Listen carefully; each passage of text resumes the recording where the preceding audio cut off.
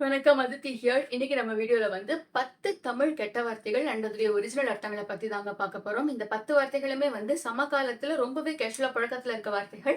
இது எல்லாமே வந்து ஆனா ஒரிஜினலா கெட்ட வார்த்தைகள் கிடையாது. இது எப்படி கெட்ட வார்த்தைகளா மாறுச்சு அப்படிங்கிறதுக்கான விஷயங்கள நான் இந்த வீடியோல சொல்றேன். அண்ட் நான் டைம் ஸ்டாம்ப்ஸும் போட்டிருக்கேன். உங்களுக்கு எந்தெந்த வார்த்தைகள் தேவையோ அதை செக் பண்ணிக்கலாம்.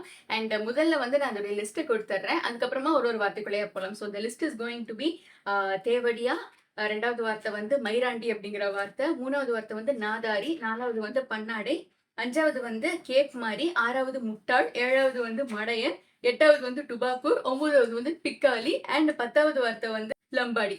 ஸோ இதெல்லாம் தான் வந்து இந்த வார்த்தைகளுடைய லிஸ்ட்டு. ஸோ முதல் வார்த்தை வந்து தேவடியா அப்படிங்கிற வார்த்தை. ஆக்சுவலி இது வந்து தேவதாசி அப்படிங்கிற ஒரு ப்ராப்பரான தமிழ் வார்த்தை தாங்க இதோடைய ஒரிஜினல் வார்த்தையா இருந்திருக்கு. தேவனுக்கு அடியவர்கள். இறைவன் பேரை சொல்லி தாலி கட்டிக்கிட்ட பெண்களை தான் தேவதாசி அப்படின்னு சொல்லி இருந்திருக்காங்க. இந்த பெண்களுடைய முக்கிய வேலை என்ன அப்படின்னா கோயில்கள்ல ஆடி பாடிட்டு இருக்கிறது. ஒரு கோவில் திருவிழா அப்படின்னு வந்ததுன்னா இவங்க எல்லாம் கோவில்ல வந்து ஆடி பாடி பயங்கர சந்தோஷமா இருப்பாங்க. எல்லாரையும் சந்தோஷப்படுத்தவும் செய்வாங்க. அண்ட் மற்ற நாட்கள்ல வந்து இறைப்பணி செஞ்சுக்கிட்டு கோயில்ல இருந்து அவங்களுடைய வாழ்க்கையை நடத்துற பெண்களா தான் இவங்க ஆரம்ப காலத்துல இருந்திருக்காங்க. ஆனா, ஒரு கட்டத்துக்கு அப்புறம் வந்து அவங்கள வந்து ரொம்ப மோசமா நடத்தி, ஒரு மாரி பாலியல் தொழிலெல்லாம் தள்ளி, இவங்களுடைய பேரு, இமேஜ் எல்லாத்தையுமே வந்து மொத்தமா கெடுத்து வச்சிருக்காங்க. ஸோ, அது ஆரம்பத்துல வந்து அது ஒரு கெட்ட வார்த்தையாவோ, தப்பான விஷயமாவோ இருந்தது கிடையாது. நாட்கள் போக போக அது ஒரு மோசமான வார்த்தையா மாறி, அதுக்கப்புறம் நம்மளுடைய இந்த ஊடகங்கள் எல்லாமே அத வந்து ரொம்ப கெட்ட வார்த்தையா சித்தரிச்சு வச்சிருக்காங்க. இவங்களுக்கு ஒரு பழமொழி எல்லாம் கூட இருந்திருக்கு. நமக்கு அந்த ஆடத் தெரியாதவனுக்கு முற்றம் கோணல் அப்படின்னு சொல்லுவாங்க இல்லைங்களா? அது உனக்கு ஒண்ணு வரல, நீ வந்து இன்னொன்னு கோணம் சொல்லிக்கிருக்கியா அப்படின்னு சொல்லுவாங்க இல்லைங்களா? இதோடைய ஒரிஜினல் பழமொழி வந்து என்ன அப்படின்னா, ஆடத் தெரியாத தேவடியாளுக்கு முற்றம் கோணல் அப்படிங்கிறது தான் இதோடைய ஒரிஜினல் அர்த்தம். அதாவது ஆடத் தெரியாத இந்த பெண்களுடைய மெயின் வேலையே ஆடுறது பாடுறது தானே. உங்களுக்கு ஆடத் தெரியல, அதனால நீங்க வந்து சுத்தி இருக்கிற எல்லாமே கோணல்னு சொல்லிக்கிட்டு இருக்கீங்க அப்படிங்கிறது தான் இதோடைய ஒரிஜினல் பழமொழியா இருந்திருக்கு. இதுதான் இந்த ஒரிஜினல் வார்த்தைக்கான அர்த்தமும் கூட. 2வது வார்த்தை வந்து மயிராண்டி அப்படிங்கிற வார்த்தை. ஆக்சுவலி மயிர் அப்படிங்கிறது வந்து ஒரு தூய தமிழ் சொல்லுங்க. கேசம், அதாவது தலைமுடி, கேசம் அண்ட் எந்த உடல்ல இருக்கிற எந்த பகுதியில இருக்கிற ஹேர வேணாலும் மயிரு அப்படின்னு சொல்லி அட்ரஸ் பண்ணிட்டு இருந்திருக்காங்க ஆரம்ப காலத்துல. அது ஒரு கெட்ட வார்த்தையாவே வந்து டெஃபினட்டா இருந்தது கிடையாது. இந்த மயிராண்டி அப்படிங்கிற சொல் வந்து சமய வரலாற்றோட தொடர்புடைய ஒரு சொல்லுங்க. ஒரு காலகட்டத்துல இந்த சமண மதம், பௌத்த மதம் எல்லாம் ரொம்பவே ஜாஸ்தியா இன்க்ரீஸ் ஆக ஆரம்பிச்சிருந்திருக்கு. அந்த சமயத்துல சிவனடியார்கள் இருப்பாங்க இல்லைங்களா? அவங்க எல்லாருமே வந்து அவங்களுடைய கை வந்து ரொம்பவே அவங்க கை வந்து முன்னாடி ரொம்ப ஸ்ட்ராங்கா ஓங்கி இருந்திருக்கும். கொஞ்சம் கொஞ்சமா, கொஞ்சம் கொஞ்சமா அது கம்மியாக ஆரம்பிச்சுச்சு. ஸோ அதனால என்ன சொல்லியிருக்காங்க அப்படின்னா, இந்த சிவனடியார்கள் வந்து அந்த சமண பௌத்த மதத்தை சேர்ந்தவங்கள மயிராண்டி அப்படின்னு சொல்லியிருக்காங்க. மயிராண்டி அல்லது மயிர புடுங்கி.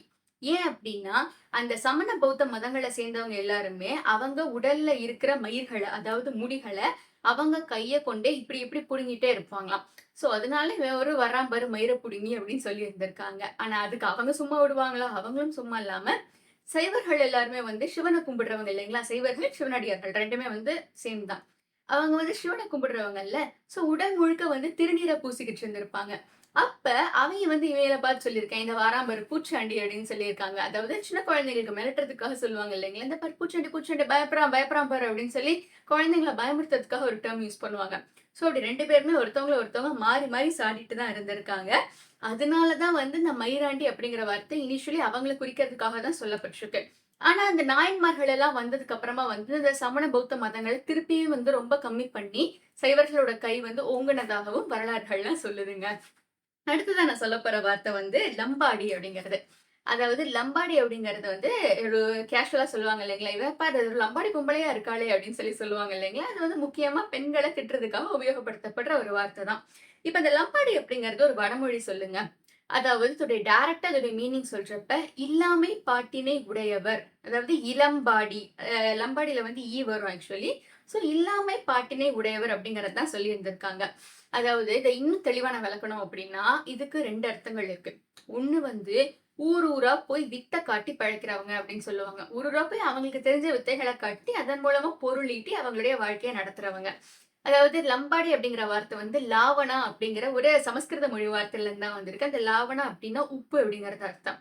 ஊர் ஊரா கொண்டு போய் உப்பு விக்கிறவங்கள தான் வந்து லம்பாடி அப்படின்னு சொல்லியிருந்திருக்காங்க. இவங்க வந்து ஒரு தனி சமூகமாவும் இருந்திருக்காங்க. இந்த லம்பாடிய லேட்டர் ஆன் நம்ம தமிழுக்கு ஏத்த மாரி விளக்கி கொண்டுட்டு வர்றப்ப தான் இல்லாமை பாட்டினை உடையவர் அப்படிங்கிற ஒரு வார்த்தைய சொல்லியிருந்திருக்காங்க. இவங்க வந்து ஒரு தனி சமூக மக்களாவும் இருந்திருக்காங்க. இவங்களுடைய ஒரிஜின்ஸ் வந்து 2 இடத்துல இருந்திருக்கு. சில பேர் வந்து ராஜஸ்தான்னு சொல்றாங்க. இன்னும் சில பேர் வந்து ஆப்கானிஸ்தான் அப்படின்னும் சொல்றாங்கங்க.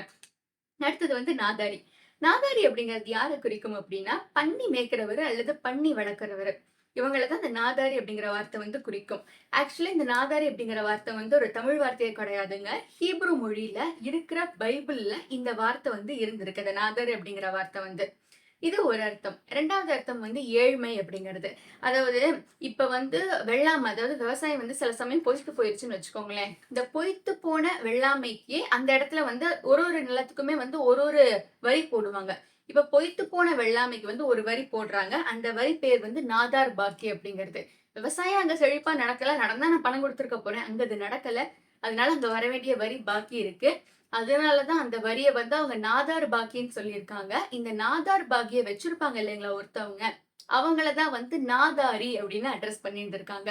ஸோ இதுதான் வந்து இந்த நாதாரி அப்படிங்கிற வார்த்தைக்கான அர்த்தம். அடுத்த வார்த்தை வந்து பன்னாடை அப்படிங்கிறது. ஆக்சுவலி பன்னாடை அப்படிங்கிறது ஒரு ப்ராப்பரான நல்ல தமிழ் சொல்லுங்க. இந்த பன்னாடை அப்படிங்கிறது. எங்க இருக்கும் அப்படின்னா, தென்னை மரம், பனை மரத்துலலாம் வந்து அந்த சைட்ல ஒரு ப்ரவுன் கலர்ல ஒரு திக்கா ஒரு விஷயம் இருக்கும். அத தான் வந்து பன்னாடை அப்படின்னு சொல்லியிருக்காங்க. இத வந்து அந்த அந்த குலை இருக்கும் இல்லைங்களா? இப்ப தென்னை மரத்துலலாம் அந்த குலையோட சேர்ந்து இது வந்து ஒட்டிக்கிட்டு இருக்கும். பனைமரங்கள்ல பார்க்கிறப்ப, அந்த கள்ள இறக்குவாங்க இல்லைங்களா? அந்த கள்ள இறக்குறப்ப, அதுல இருக்கிற அழுக்குகள் எல்லாம் நீக்கிறதுக்காகத்தான் இந்த ஒரு பர்ட்டிகுலர் பன்னாடைய ஃபில்டரா யூஸ் பண்ணியிருக்காங்க.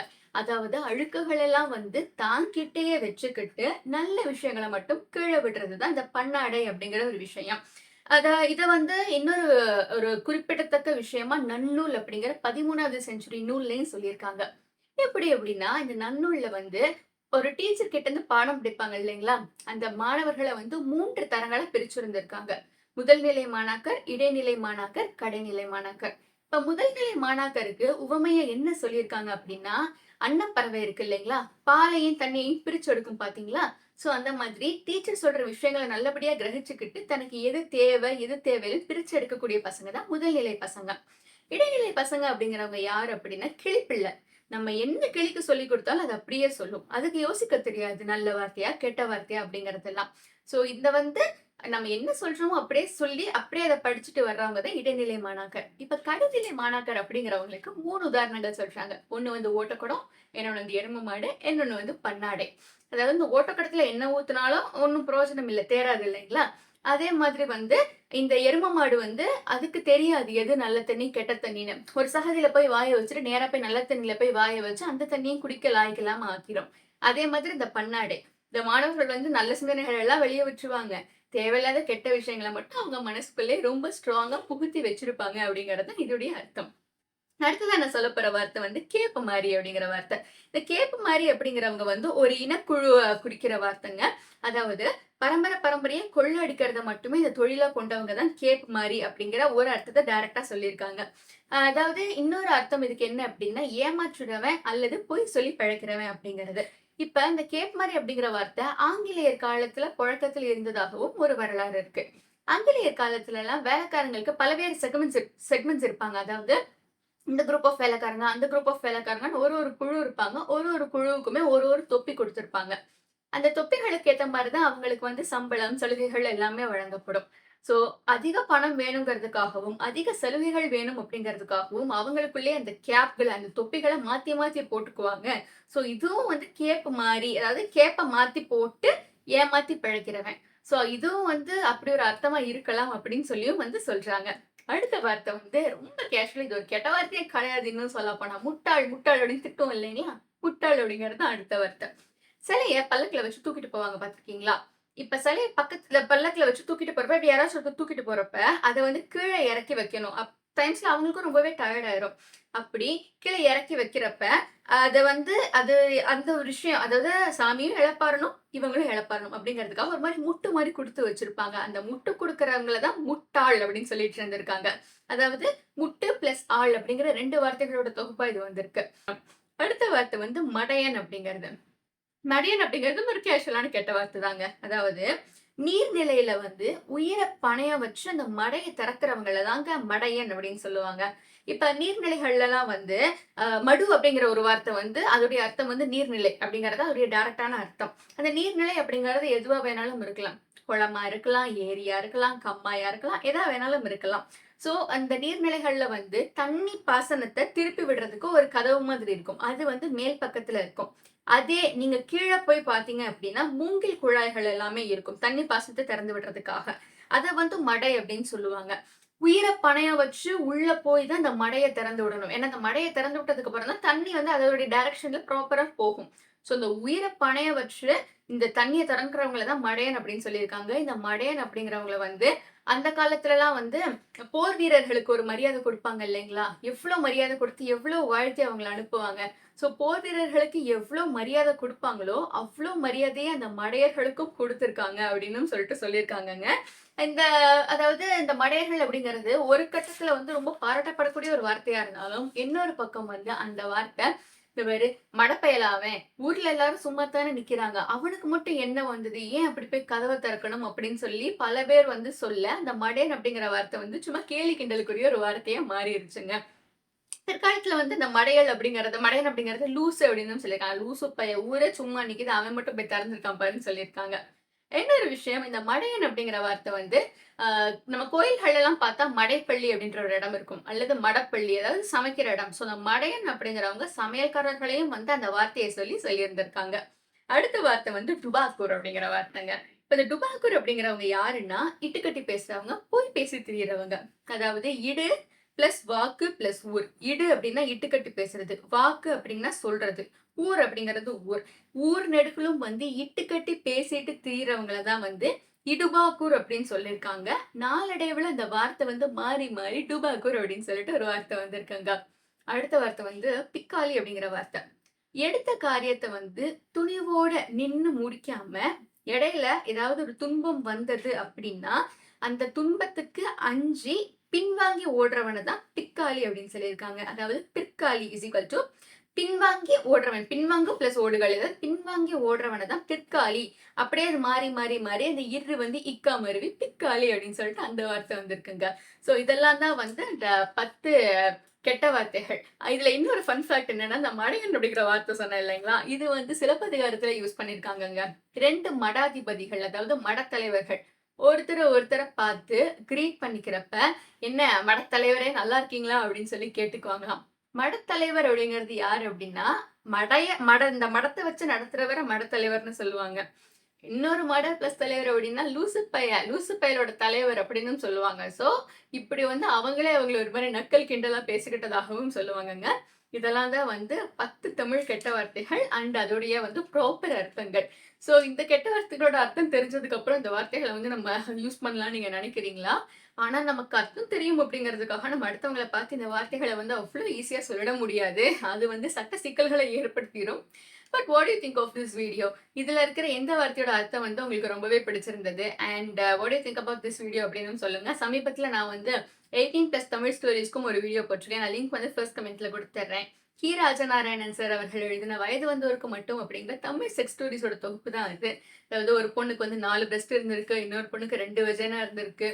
பிரெக்னன்சி காலத்துல வந்து அந்த ராணிக்கெல்லாம் வலி வர்ற மாதிரியே வந்து ஆண்களுக்கும் வலி வரணும் அப்படின்னு அந்த இது எந்த பெண்ணுக்கு வலி வந்தாலும் ஆண்களுக்கும் வலி வரணும் அப்படிங்கிற மாதிரி ஒரு வரம் வாங்கினதுக்கு அப்புறம் அரண்மனையில ராணிக்கு வலி வந்தோடனே ராஜாவுக்கு வலி வராம 2 வேலைக்காரங்களுக்கு வலி வந்திருக்கு. ஸோ அந்த மாதிரி இன்ட்ரெஸ்டிங்கான விஷயங்கள் நெடுகிலுமே அந்த புக்ல சொல்லியிருப்பாங்க. நான் அந்த புக்கோடைய டீடைல்டு வீடியோ லிங்க் ஃபர்ஸ்ட் கமெண்ட்ல கொடுத்துறேன். நீங்க தேவைப்பட்டா செக் பண்ணி பார்த்துக்கோங்க.